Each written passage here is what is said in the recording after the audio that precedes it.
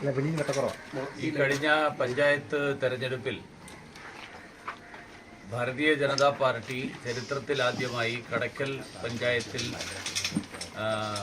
പ്രാതിനിധ്യം നേടിയിരിക്കുകയാണ്.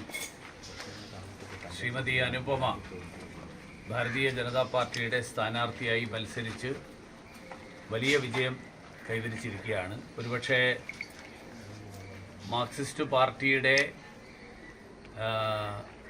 ഏകാധിപത്യത്തിനെതിരായിട്ടുള്ള ജനങ്ങളുടെ ശബ്ദമാണ് അനുപമയുടെ വിജയത്തിലൂടെ ഉണ്ടായിട്ടുള്ളത്.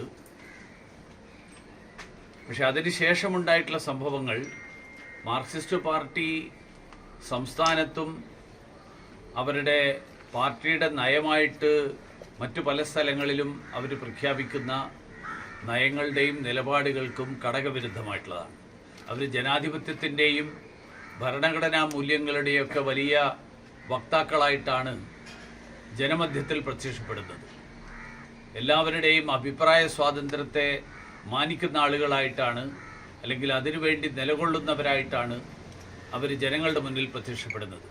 പക്ഷേ ഇവിടെ ഒരു സ്ത്രീ ഈ 20 പേരുള്ള പഞ്ചായത്ത് സമിതിയിൽ ഭാരതീയ ജനതാ പാർട്ടിയുടെ പ്രതിനിധിയായി ഒരു സ്ത്രീ തിരഞ്ഞെടുക്കപ്പെട്ടപ്പോൾ അതിനെ അംഗീകരിക്കാനുള്ള സഹിഷ്ണുത പോലുമില്ലാതെ ആ സ്ത്രീക്കെതിരായിട്ട് അക്രമം അഴിച്ചുവിടാനും അവർക്ക് വോട്ട് ചെയ്തവരോട് നന്ദി രേഖപ്പെടുത്താൻ പോലുമുള്ള അവസരം നിഷേധിക്കുകയും ചെയ്യുന്ന സമീപനം, അങ്ങനൊരു സമീപനമാണിപ്പോൾ മാർക്സിസ്റ്റ് പാർട്ടി ഇവിടെ സ്വീകരിച്ചതായിട്ട് മനസ്സിലാക്കുന്നത്.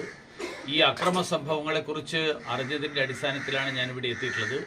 ഞാൻ ഈ വാർത്തകൾ കേട്ടപ്പോൾ എനിക്ക് ഓർമ്മ വരുന്നത് കണ്ണൂർ ജില്ലയിൽ മാർക്സിസ്റ്റ് പാർട്ടി ഒരു കാലത്ത് നടപ്പിലാക്കിയിരുന്ന മറ്റുള്ളവരെ എല്ലാവരെയും അടിച്ചമർത്തുന്ന സമീപനം, ആ സമീപനം തന്നെയാണ് കടക്കലിൽ സ്വീകരിക്കുന്നത്. ഒരു കാര്യം മാർക്സിസ്റ്റ് പാർട്ടി മനസ്സിലാക്കേണ്ടത്, ജനങ്ങൾ ഇതെല്ലാം തിരിച്ചറിയുന്നവരാണ്. മാർക്സിസ്റ്റ് പാർട്ടിയുടെ അഴിമതിക്കും അഹന്തക്കുമുള്ള മറുപടിയാണ് ഇക്കഴിഞ്ഞ തെരഞ്ഞെടുപ്പിൽ സംസ്ഥാന വ്യാപകമായി ജനങ്ങൾ നൽകിയത്. കടക്കൽ പഞ്ചായത്തിലും ഇതേ സമീപനം തുടരുന്നതിലൂടെ സ്വന്തം കുഴിമാന്തുകയാണ് മാർക്സിസ്റ്റ് പാർട്ടി ചെയ്യുന്നത്. അതുകൊണ്ട് അവർക്ക് ഈ പഞ്ചായത്തിൽ ജനങ്ങളുടെ ഇപ്പോഴുള്ള പിന്തുണ ഭീഷണിയിലൂടെ നിലനിർത്താം എന്ന് കരുതുന്നുണ്ടെങ്കിൽ അത് വ്യാമോഹമാണ്. ഭീഷണിയിലൂടെ അധികകാലം ഈ അധികാരം നിലനിർത്താൻ സാധിക്കില്ല. ഭാരതീയ ജനതാ പാർട്ടി ഈ നാട്ടിലെ ജനാധിപത്യ വിശ്വാസികളായിട്ടുള്ള ജനങ്ങളുടെ പിന്തുണ ആർജിച്ചുകൊണ്ട് ഈ തരത്തിലുള്ള അടിച്ചമർത്തലിനെതിരായിട്ട്, ഏകാധിപത്യത്തിനെതിരായിട്ട് ശക്തമായിട്ട് നിലപാടെടുക്കും. ജനങ്ങൾക്ക് വികസനം ഉറപ്പുവരുത്താൻ വേണ്ടിയിട്ടുള്ള ആ പ്രവർത്തനങ്ങളാണ് ഞങ്ങൾ നടത്താൻ പോകുന്നത്. മാർക്സിസ്റ്റ് പാർട്ടി അതുകൊണ്ട് ജനാധിപത്യപരമായിട്ട്, ആശയപരമായിട്ട് ഉള്ള ഒരു പ്രവർത്തനത്തിലേക്ക് മാർക്സിസ്റ്റ് പാർട്ടി വരുന്നതാണ് അവർക്ക് നല്ലത് എന്ന് മാത്രം സൂചിപ്പിക്കാൻ ഞാൻ ഈ അവസരത്തിൽ ആഗ്രഹിക്കുന്നു.